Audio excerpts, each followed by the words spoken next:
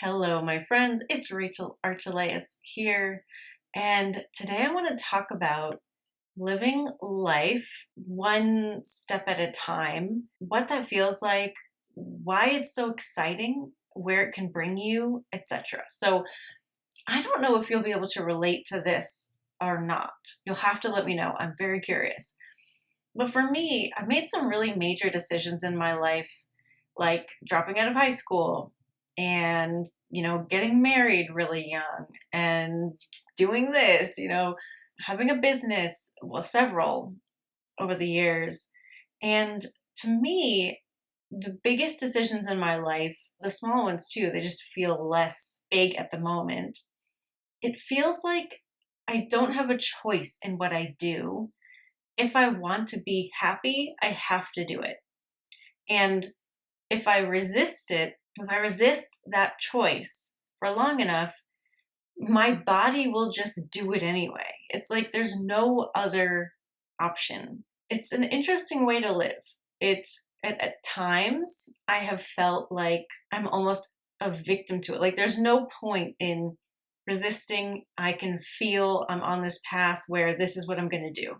Right? High school was kind of one of those things. I was just going through way too much in high school. I couldn't deal with it, and school just wasn't working out at the time. But I was a great student. I enjoyed school for the most part, and so I really tried to do my best to like work the system. I tried. But then one day I was just like, you know what, guys, to my parents, I'm not going to go back to school anymore. They had kind of been with me through this my whole life. When I make a decision, it's a done deal. There's no point in arguing with me. So they just said, okay. Leading up to that, the reason why I just gave in at one point was like I was leaving school at lunch. I was just walking out, leaving. That's not something you're supposed to do.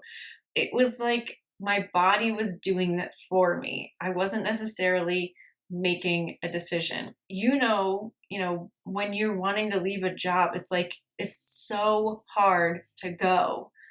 If you're in a situation that's outside of your alignment, right? It's a struggle. It's like torture to get yourself to do something. And I guess I don't have that much leeway with how much I'm willing to let myself struggle to the point where it doesn't feel like a choice.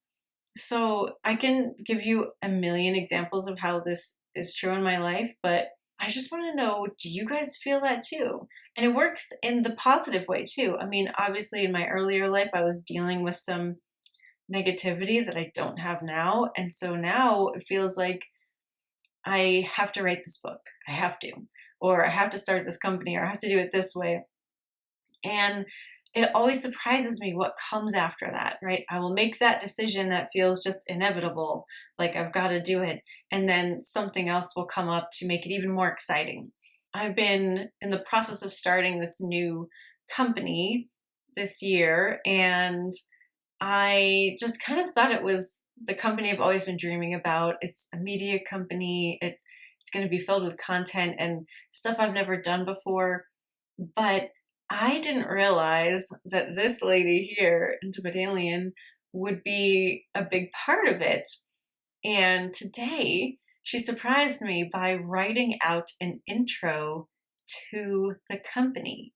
And I thought, oh, well, that's new. And I wouldn't have known that if I didn't go ahead with all the other steps I've already gone ahead with.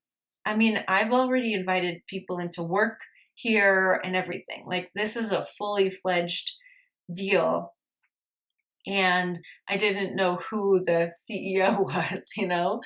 So it's an exciting way to live, step by step, trusting yourself moment by moment, letting things evolve naturally when you feel called into them without putting up so much resistance that then it feels like a big deal.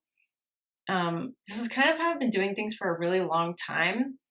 And it's always a surprise. It's always, there's that word again. Somebody asked me a couple of weeks ago what I've been surprised by in the last week.